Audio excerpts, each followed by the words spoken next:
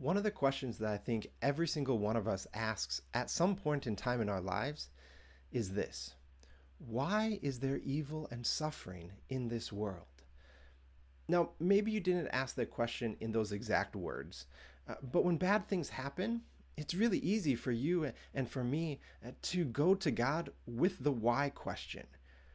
Why did this suffering happen? Now, this video can't fully answer this question. In fact, I truly believe in order to answer the question of why is there evil and suffering in this world, it has to be a conversation, not a lecture. So, if you'd like to have a conversation about this topic, I would love to hear more about your story, to hear more about who you are and your journey, and how evil and suffering have impacted your life, and how we can kind of walk through an answer of why would God allow evil and suffering in this world. And we can walk through that together in a conversation. Uh, but for now, I want to share a few things that, if nothing else, I believe will build a framework for how we can have a discussion. It can build a framework for us dealing with this important question of why is there evil and suffering in the world. First, it is extremely important for us to remember that everyone needs to have an answer to this question. Whether you are a Christian, a Muslim, Hindu, an agnostic, maybe you are Wiccan or an atheist, whatever religion or worldview you carry, you need to be able to answer this question of why is there evil and suffering in this world? Because it is that important of a question. It's that important of a question that is on our minds. And so everyone needs to search and say, God, why would there be evil and suffering here? We need to have an answer. Whatever religion you come from needs to take time to look at why this question or how this question can be answered. And second, it is important to remember that the world that we live in is not how God intended it. It's not how God created this world to be. God created everything to be perfect. However, when sin entered the world, that perfection was broken.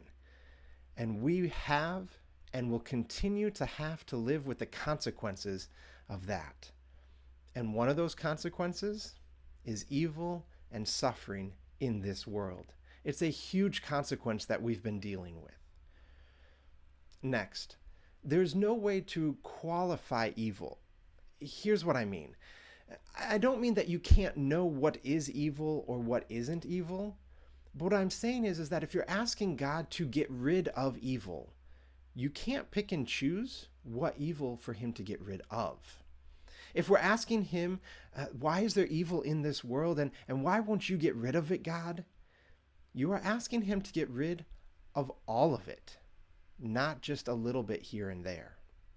Now, hang with me here. We need to walk through this concept. So if you want God to get rid of evil, you have to allow him to get rid of all evil. If you're asking God to get rid of all evil, then you're asking God to wipe out this entire earth. You, me, that precious old lady that lives down the street, everyone. Because sin is in our lives.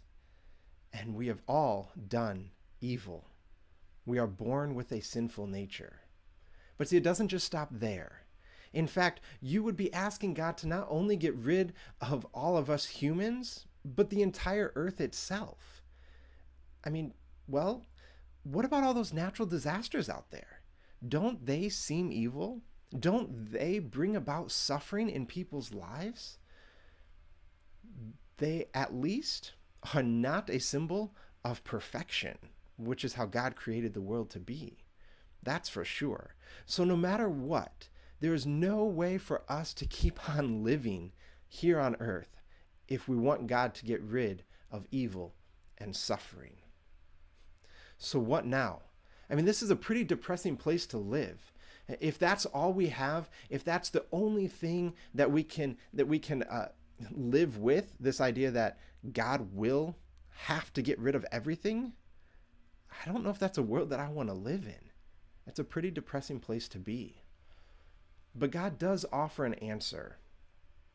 He offers the answer of this, that's saying that one day in the future, we will get to live in eternity with Him, where there will be no pain and no suffering, if we choose to live for Him.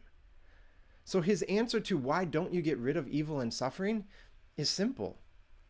I will. It's coming. Now, some people might say that this is just a cop-out answer. I mean, it deals with just the future, so it's not really God doing anything. And so it's not an adequate answer for us. Well, believe that if you may. I would disagree, but I'd like to counter that idea because instead of God maybe giving what you would think is an adequate answer, He stepped in and gave an action. He stepped into history. He did not leave us alone here.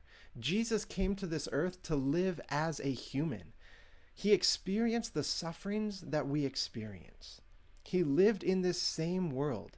Hebrews 4 tells us that we have a high priest, Jesus, who is able to sympathize with our weaknesses as he was tested like us.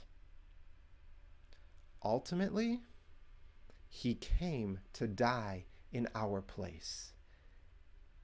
And you can dig deeper and read the story of Jesus and his crucifixion. And you can, as you read through that, I'd challenge you to look at all the different sufferings he went through. Because as you read that, you begin to see the emotional, the physical, and the spiritual suffering, pain that he went through.